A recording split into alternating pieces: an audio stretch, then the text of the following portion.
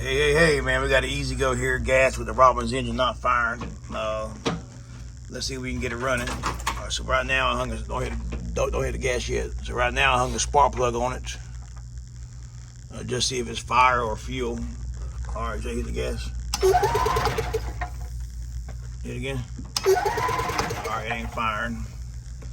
So now what I'm gonna do, the most common problem on the Robbins is down here where the igniter's at. If it fires one time and one time only, 99% of the time the igniter is going to be bad. But this is your plug right here for your igniter, and there's no test to check voltage or check nothing to determine if the igniter is bad. But before you determine the igniter is bad, what you always want to do is take this plug right here, push down here, push down right there on that. Look at the connections. Make sure the connections are clean. How's that one look there? They give me some WD-40 or something. And these contacts with the carburetor cleaner, these contacts look dirty in here. So we're gonna take some cleaner, spray them in there and clean them off. And then also the orange wire here that goes to your solenoid, which actually gets voltage from the solenoid when you hit the gas. I always take it off. I'm gonna show this to you.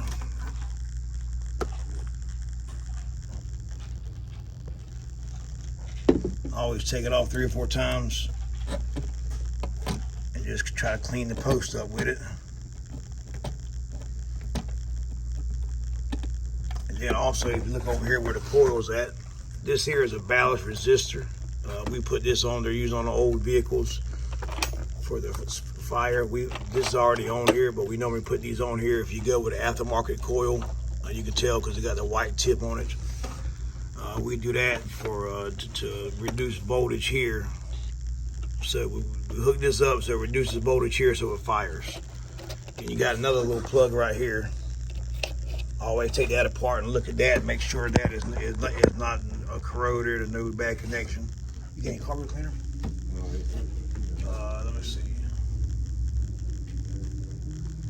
Just give me 1 second. I'm gonna try to find. But on this one here, what we did, because the ground is normally the problem here. So what we did last time it was here, we took this ground wire that normally goes right here.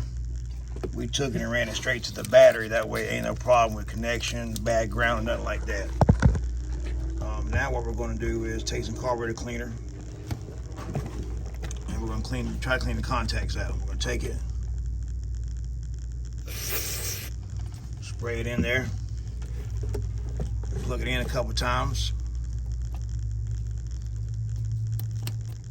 So that way it cleans the contacts off.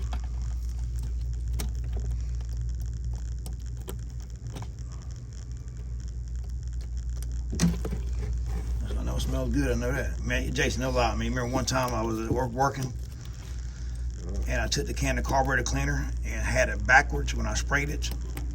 Man, it took my damn breath. I'm running down the hall at work, couldn't breathe, ran to the eye wash machine, rinsed my eyes off. And luckily I'm here today. I still can't see that good. But I think that's just our name from Dad. Thanks, Dad.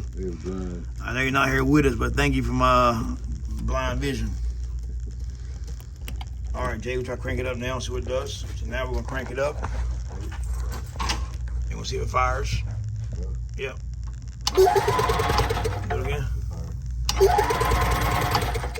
Try if I can see it. Do it again. All right, you see it firing now. So now what we're gonna do is take it, hook it back up, and see if she'll fire up. Yes. Oh yeah, running. All right, there you go, man. That's a common problem with igniter. If that don't fix your problem, don't waste your time, man. Spend your time doing something else, taking your old lady out for dinner, going fishing, or whatever you do. Replace the igniter. Stay tuned, man. I'll post more videos.